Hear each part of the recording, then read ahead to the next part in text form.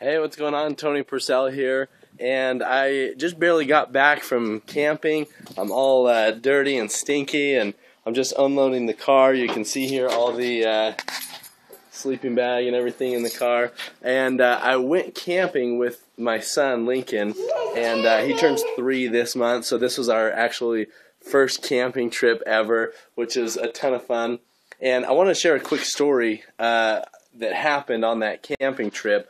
And what happened was, it came nighttime. Now, normally he's a little bit of a mama's boy, and he's a very social. He likes to be around people, and so those two combinations. He always likes his mom to put him to bed at night, and he always has her, sing to him and hold him and kind of cuddle as they're going to bed. And what happened while we were on the camping trip was nighttime came, obviously, and it was time to go to bed, and he didn't want to go to bed, of course, because, and I could tell it was because he was starting to miss Mom. I said, hey, let's go in, and he started saying, oh, maybe let's go home, and where's Mom? I miss Mom, and we go inside the cabin where we were staying, and he didn't want to go in and lay down, because he knew that as soon as he went in and actually started laying down, then he was going to start really missing his mom. And so he didn't want to do that. And so what happened was he goes outside, and we're in the cabin, and he starts talking to me and telling me that there's something outside. He says, come here, I'll show you. So I go outside with him, and it's like 10:30 at night, and he's been playing all day, so I know he's really tired, and it's dark out, and he's normally kind of scared in the dark. I mean, earlier in the day, we had just even gone. It was starting to get a little dark, and we were outside. He was getting a little nervous. Now it was pitch black. Okay. And where do you want to go? Camp out. You want to go in the camp out? Mm-hmm. You want to go in the cabin and sleep? No. No? You want to go up there? But he all of a sudden wanted to go out in the dark, and he starts walking where there's no trail, just walking up the grassy hill, walking straight into the forest. And I said, where are you going? And he says, I'm going on a walk. He's like, come on. He's trying to get me to go on a walk. And so he's willing to go out in the pitch black, straight into the middle of the forest, late at night. And he just wants to go on a walk. And he was doing all of that because he knew that as soon as he laid down, he was going to miss his mom. And he was going to have to face, kind of an emotional fear. And so the reason why, the powerful part of this and the story that I want to share with you is, how often do we really do that in life? How often do we have this emotional fear, something that we don't want to face? And because we don't want to face that emotional fear, we're willing to do almost anything. We're willing to do the most ridiculous things. And bottom line, we know that at some point we have to face that thing. But we'll do anything to avoid it. Even go and do absolutely ridiculous things, like try to go for a walk in the middle of the woods at night just to avoid facing that emotional fear. Now, I think you know what I'm talking about. And I'm not talking about in general. I'm talking about specifically. I think you know in your life what that fear is that you need to face. What is it inside of you that is that emotional fear that you know is holding you back, that you know that you're avoiding, and that you're doing everything that you possibly can to avoid actually just facing that fear, even ridiculous things, so you never have to face it. Even though you know at some point you're going to have to face it anyways. At some point, Lincoln had to go to bed.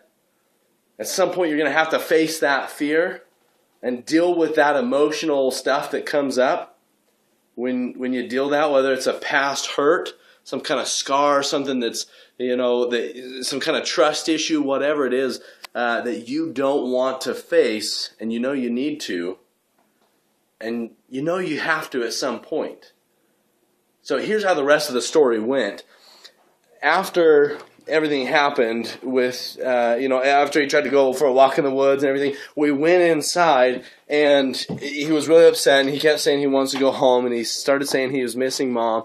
So what we did is we pulled out the phone, and we called his mom. And I was surprised that we even got reception up there in the mountains, but somehow we did, and we were able to get a hold of my wife, Abby, and he talked to her, and he talked to her for maybe 3 minutes.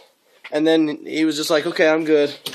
And he was ready to go to bed. We laid down in bed, and I did the same thing that my wife does. She always sings him to sleep every night. So I sang him some songs while he was falling asleep. And he fell right asleep, and didn't wake up until the sun started shining into our cabin at 6 a.m. and he slapped me in the head and said, "Dad, look, it's morning." But the point is, he went to sleep. He had to face that emotional fear. And what happened when he faced that fear was that he realized that it wasn't that big of a deal in the first place.